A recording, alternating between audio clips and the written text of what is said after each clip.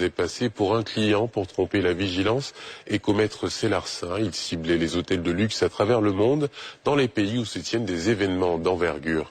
Il a été démasqué et interpellé par les hommes de la police criminelle ivoirienne.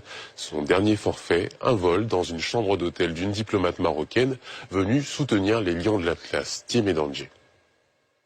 Dans le couloir de cet hôtel de luxe du plateau, un faux client. Objet de sa présence en ces lieux, déposséder les clients de leurs biens. Sa dernière victime, une consul marocaine venue soutenir les lions de l'Atlas et fan des éléphants.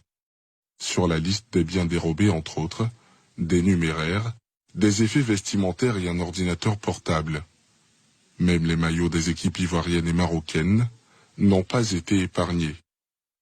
Épinglé par les fins lignées de la police criminelle, ex-PJ, le mis en cause réfute toute responsabilité. C'est des sacs Louis Vuitton et des chaussures et des sacs anciens.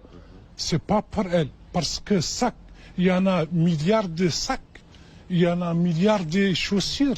C'est pas pour elle. Les tenues, il y en a beaucoup.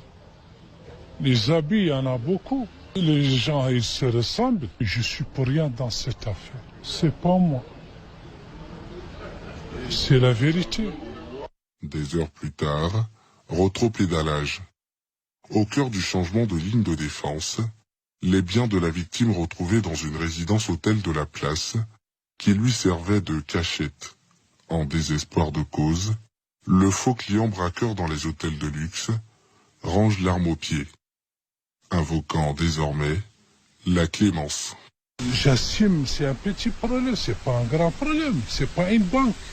C'est pas un truc que j'ai tué quelqu'un ou des trucs. J'ai pas qu'à. C'est un truc, un petit problème. Il faut pas aggraver les choses. Il y a plus important que ça, dehors que ça. Et j'ai fait une erreur et j'assume, c'est tout. C'est le destin. Tout le monde, ils font des erreurs. Et moi, c'était pas mon jour. Je demande pardon à la dame et je demande pardon à la Côte d'Ivoire.